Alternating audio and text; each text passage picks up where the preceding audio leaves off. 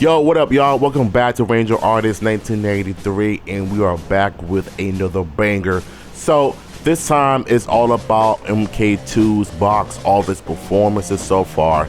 And I gotta say, there are a lot of naysayers out there that are still trying to say that it's a flop this, it's a flop that. Well, how come we surpassed $100 million mark? How come it did its big numbers in the box office? If you want to be this hatred towards this great martial arts video game fantasy film ever made by Tom Garner, the people that worked their entire butts off for the past 5 years since we waited for this movie, and you still cried that it's not good enough. Because what I'm about to show y'all in this video, it's going to make you wish you're gonna regret hating this movie.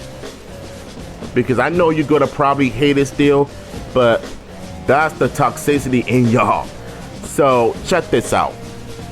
Warner Bros. Mortal Kombat II grossed $13.40 million this weekend from 3,534 locations. Total domestic gross stands at $62.23 million. Daily grosses: Friday 3.55 million, Saturday 5.72 million, and Sunday 4.13 million. One more time. Warner Bros. Mortal Kombat 2 grossed $13.40 million this weekend from 3,534 locations. Total domestic gross stands at $62.23 million. Daily grosses: Friday 3.55 million, Saturday 5.72 million, and Sunday 4.13 million. I hate to say I told y'all so, but y'all can still deny it all you want because of your hatred from the 2021 film, and yet somehow you never even gave this movie a chance of being good. Because us real MK fans, we came and we showed up and we showed out for the cast members, for the producers, for everybody that has done an amazing job on this movie. And you got to give credit to where it's due. Tom Garner held it down for the past 3 to 4 years, despite some mess-ups, some hiccups that this movie was getting behind the scenes due to the pandemic and the Actors Guild. Bro, not only did we survive, but we made it. We have officially made the best video game adaptation since 1995. What is we talking about here? But of course, you have grifters. You have people that I watched for many, many years that love Mortal Kombat, that give their honest critiques and their reviews.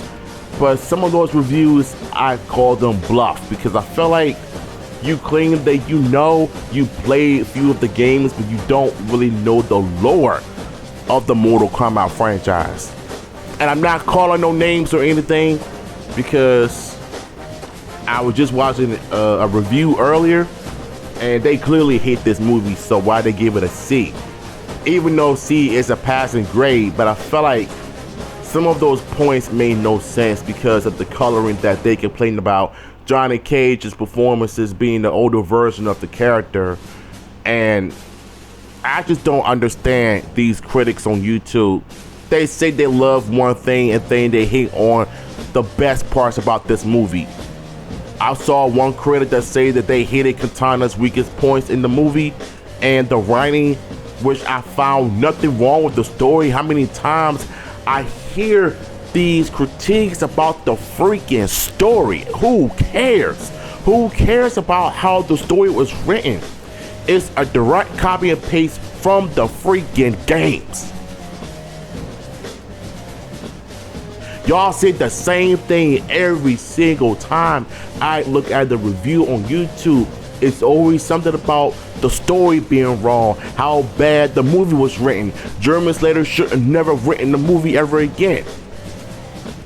Greg Russell, who wrote the first 2021 film, was a bad writer, okay? The Anacondas, that was one of the worst things to ever put in a Mortal Kombat film. That never happened in the games, ever. And Jeremy Slater just confirmed that those Arcana stuff will not be coming back in future franchises, in future movies again. Whether it's a spin-off, TV shows, or a spin-off movies, they're not coming back.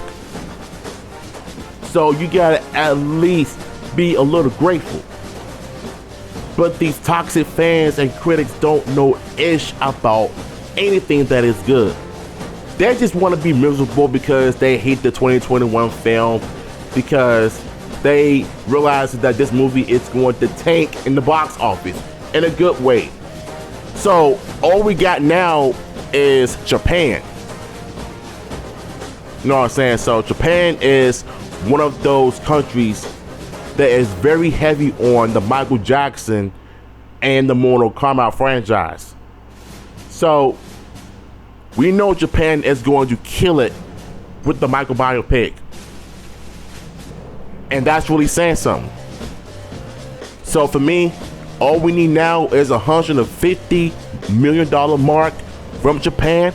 All they gotta do is come out and show up for the fans, for the cast members, and just show this movie some love, y'all.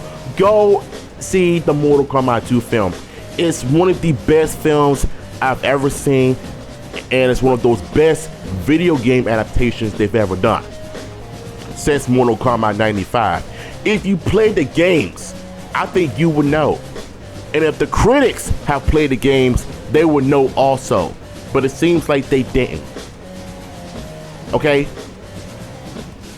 We're thriving in 2026. This is just the beginning. And if Japan ends up showing up with those high numbers, then okay, go greenlight Mortal Kombat 3. It's already in development. It's already in pre-production. The script of Draft 2 of MK3 is already completed by Jeremy Slater. We're cooking. We're thriving.